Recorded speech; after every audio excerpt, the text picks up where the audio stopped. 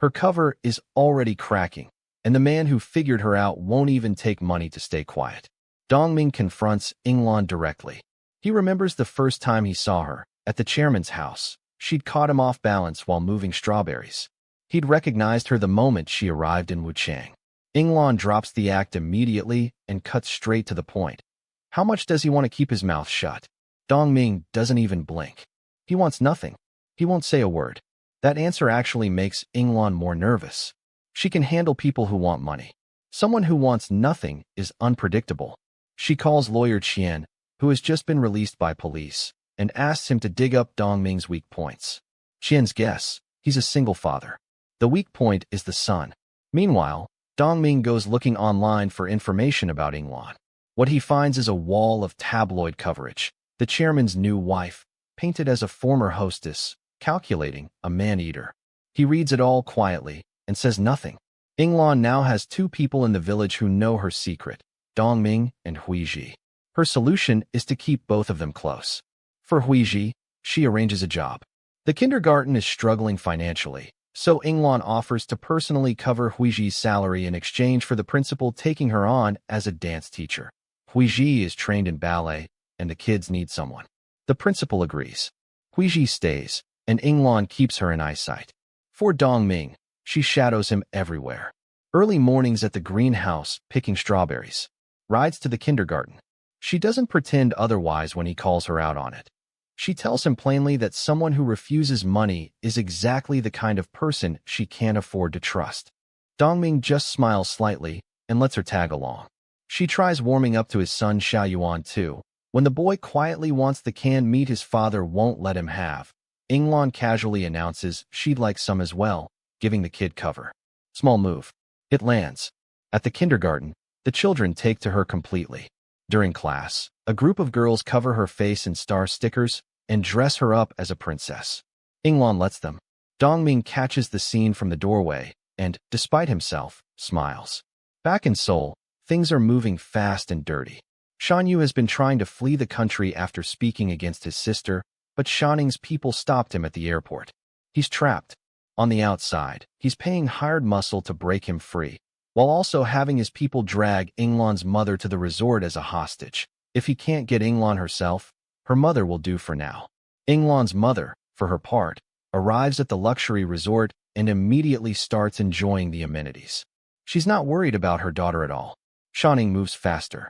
She's already seized the chairman's seat at the conglomerate, and now she goes straight to the reporter who exposed her brother's scandal, handing over the entire board's dirty files. Every single shareholder has a skeleton. Shan-ying, by contrast, has spent years building a clean public image through charity work and volunteering.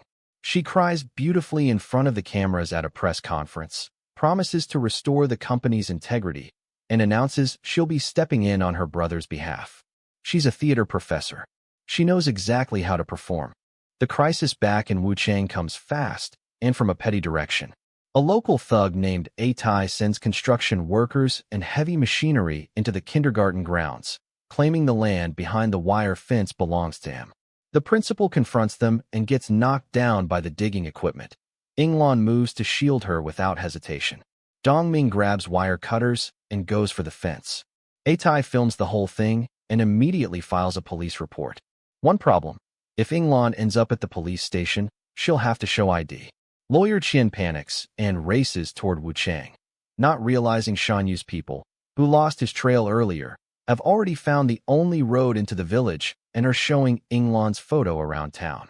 At the station, the officer asks for Yinglan's ID. She reaches into her bag, fingers the card, and then Huiji comes screaming through the door, claiming a madman is chasing her. Complete chaos. The officer rushes to calm her down. Yinglan pockets the card. Huiji keeps the act going perfectly, terrified victim, shaking hands, the whole performance, until Qian arrives and takes over. He dismantles Atai's case with surgical precision, flipping the situation so cleanly that Atai ends up liable for damages. The cost of Yinglan's ruined designer clothes from the wire fence, the children's emotional distress fees, and more. Atai leaves with nothing, but the danger has already arrived at their doorstep. One of Shan-yu's men spots Qian talking to Yinglan and gives chase. Yinglan, still unaware, walks into the village supermarket and looks up to see Shan-yu himself leading a group of men straight toward the entrance. She ducks inside and watches as Shan-yu threatens the shopkeeper. She steps out to draw his attention away. Then she and Dongming bolt for the car. Shan-yu gives chase. They run the car down and force them to stop. Inglon and Dongming get out and fight, outnumbered, backs against each other, until a police siren sends Shan-yu's crew scattering.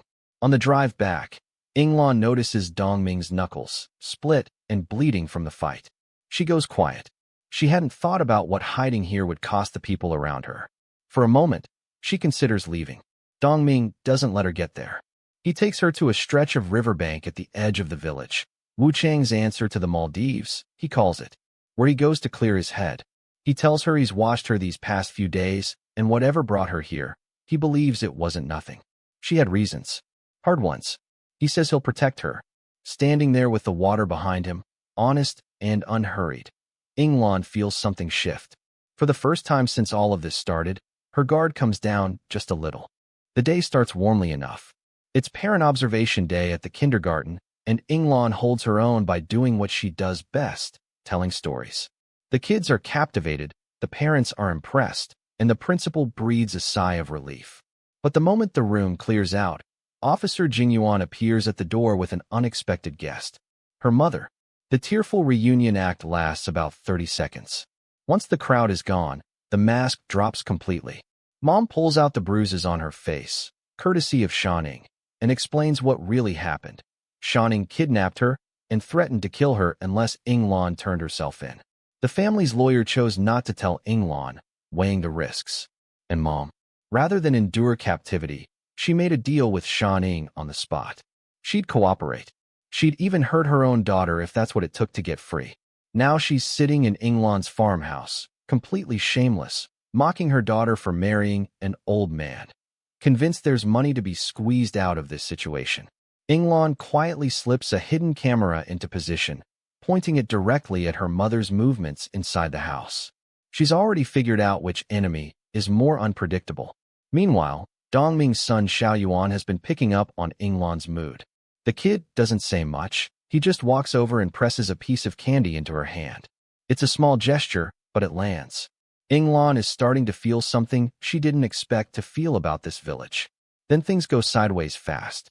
Back at the farmhouse, Huiji sneaks into Inglon's luggage and steals some cash, only to get caught red-handed by Mom, who immediately starts a physical fight.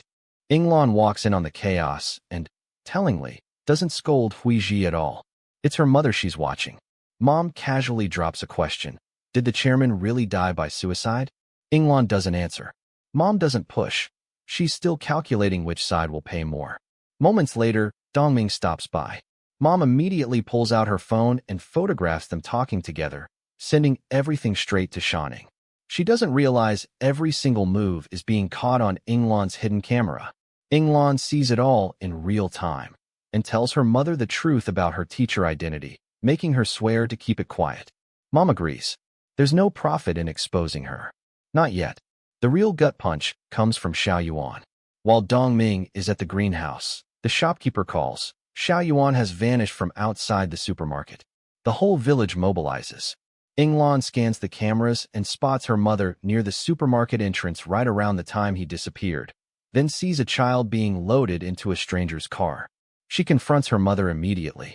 Mom actually looks offended. He's a poor farmer's kid. What would I gain from kidnapping him? Inglon races to the town and finds Xiaoyuan just in time. He's about to step into traffic crossing the road. She lunges forward without thinking. When the dust settles, Xiaoyuan explains through tears. He'd seen someone from behind who looked exactly like his mom. He'd hitched a ride with a stranger to follow her. It was never about kidnapping at all. Inglon had misread the situation, and her mother, just this once, was actually innocent. Dongming arrives, pulls his son into his arms, and quietly blames himself for never noticing how deeply the boy had been missing his mother. On the ride back, Xiaoyuan falls asleep clutching Inglon's hand. She doesn't let go. Dongming tries to play it tough and scolds her for jumping in front of a car. Inglon smiles. She can tell he was scared for her. She hands him a candy, the same way his son did earlier. He finally smiles. That night, walking Xiaoyuan home, Inglan tells him gently. She envies him. He may not have a mother, but he has a father who loves him with everything he has. The boy's sadness melts away. Back in Seoul, Shan-yu wakes up locked inside a psychiatric ward. It's a horrifying echo of the past. This is exactly what their mother once did to their father. Shan-ying has turned the same weapon on her own sister, clearing the board to seize the company without interference. The family lawyer arrives and makes his pitch. Help him take down Shan-ying, and he'll get her out and put her in the chairman's seat. Shan-yu doesn't trust him, but 2 days of psychiatric confinement break her faster than any argument could. She calls for him. He's already waiting outside the gate. Shan-yu says she has proof of her sister's crimes, exactly what the lawyer needs. But before they can talk, Shan-ying's people close in. The two make a run for it and shake the tail. Then Shan-yu says she needs a bathroom stop at a gas station. She doesn't come back out. She ambushes the lawyer the moment he comes to check, knocks him cold, steals his car, and vanishes. The lawyer isn't rattled. He planned this. Days earlier, when he found Shan-yu unconscious at the crash site in the village, the scheme had already begun. He'd deliberately left a phone in the car. He's been listening to everything she said and tracking her the whole time. He follows the signal to a hotel parking lot. His car is there. Shan-yu is not. With her sister gone, Shan-ying moves fast. She summons the major shareholders, threatens them with their own scandals, and when that's not enough, she takes their children. The message is simple: cooperate, or your family pays. One by one, the shareholders drop to their knees and sign loyalty contracts. Then Shan-ying opens a safe and pulls out a contact. She makes a call. Somewhere, a phone lights up, and on the screen, a full gallery of photos. Inglan's face, her location, the village. The reply comes back almost immediately. I'll take care of it. 2 strangers arrived in Wuchang on the same day. The first is Ji, a new school bus driver at the kindergarten, cheerful and helpful on the surface. The second is a laborer brought in by local farmer A Tai, supposedly just extra hands for the busy harvest season. Inglan doesn't trust either of them. She pulls Ji's employment record and calls his last listed employer, but the company only keeps files for 5 years, and Ji worked there 7 years ago. She hits a dead end. For now, she watches. Then she finds one of her hidden roadside cameras smashed to pieces. She goes to investigate, and the person who broke it is still there. A fight breaks out. The stranger is stronger, and Inglan is losing ground fast when Dongming arrives just in time. The man bolts and disappears into the temporary workers' dormitory. Dongming goes after him and notices one of A Tai's laborers behaving oddly. He decides to look into it the next morning. But Inglan caught one detail during the fight: a knife scar on the man's collarbone. That's their mark. Dongming takes her phone and programs himself as a speed dial. If anything happens, he'll get there before the police do. Back at the farmhouse, Inglan reviews the footage from the fight. Huiji was nearby the whole time and was quietly texting someone while it was happening. The suspicion hardens. The next day, Dongming works methodically. He collects the records of every outside laborer in the village and goes through them one by one, asking if anyone's seen a man with a scar on his collarbone. He also stops by the police station with a fabricated story about a suspicious stranger, just enough to get patrols increased. That evening, the camera sabotage happens again. This time, Inglan and Dongming move fast and corner the man together. They bring him down, but check his collarbone and find no scar. He's not the one from the fight. He's just hired muscle. Someone found him through a website, paid him to smash the cameras, and sent him the exact locations. He has a number. Inglan calls it. A sound echoes from a nearby alley. They run toward it, but the person is already gone. She tries to reach the lawyer Qian. No answer. Something is wrong in Seoul. Flashback to what's been happening back in the city. Qian had been staking out the hotel waiting for Shan-ying to walk into his trap, but instead she sent her people. Qian bought Shan-yu time to escape by triggering the fire alarm, then got ambushed in the parking garage himself. Turns out the thugs aren't working for Shan-ying. They're a gang that Shan-yu previously hired to find Inglan, and now that Shan-yu's gone underground without paying them, they've come after Qian instead. He talks his way out with a promise: find Shan-yu, and there's 100 million in it for them. They take a deposit and let him go. Shan-yu, meanwhile, has gone to ground. She's commissioned a fake passport. She wants out of Korea within 3 days, headed for Southeast Asia. Back in the village, things are quietly unraveling around Ji, the bus driver. A child accidentally spills water on him, and Ji goes to change his shirt. Huiji walks past at the wrong moment and catches a glimpse of a large scar across his back. She says nothing, but she's noticed. Yinglan confronts Huiji about why she was following her the previous night.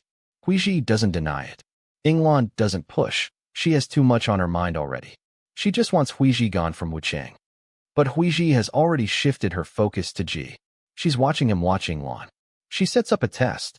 She arranges for Dongming's friend to call her in 30 minutes, then climbs into Ji's school bus and asks for a ride. The drive is tense. Huiji fires question after question. Ji deflects every single one. The atmosphere inside the car gets suffocating until the prearranged phone call breaks it. Huiji gets out shaken but certain. Ji is the hitman Shan-ying sent. Shan-ying's thinking has shifted too. She now knows Yinglan has been living under a false identity. That's actually useful to her. If Yinglan dies as a nobody, not as the chairman's widow, there's no messy legal fallout. The inheritance flows cleanly to Shan-ying, and no one asks inconvenient questions. In between all of this, Yinglan's mother calls, drunk, slurring, demanding to be picked up from the village bar. Yinglan and Dongming go. They load the woman into the car, and Yinglan drops her off at the police station. Then calmly tells the officer on duty she's never seen this woman before in her life. Dongming is baffled. On the drive back, Yinglan tells him a story. When she was a teenager, she reached for a sanitary pad at a supermarket, thought better of stealing it, and put it back. The shop owner accused her anyway and demanded settlement money. Her mother showed up, and instead of defending her, said she didn't have the money and suggested her daughter might as well go stay in juvenile detention for a while. That was the day Yinglan stopped expecting anything from her mother. Dongming is quiet for a moment. Then he reaches over and takes her hand as they walk away from the station together. The next day, the village holds a football match. It's loud and warm and ordinary, the kind of afternoon that makes everything feel briefly safe. Then Shin calls. He's done the digging. Ji is a professional, hired purely for money. It's almost certain he's Shan-ying's assassin. Yinglan texts Ji and tells him to come by her place that evening. He shows up on time. He's carrying a gasoline can. Tonight is the night. Yinglan is ready too. She steps out from the shadows, gun raised. But Ji is fast and brutal. He twists her arm, takes her down, ties her up, and starts dousing the room in petrol. Then Huiji appears out of nowhere and blindsides him. She fights to free Yinglan, but Ji recovers fast. He grabs a blade and drives it straight into Huiji. She crumples to the floor. Ji turns back to Yinglan, raises the gun, and pulls the trigger.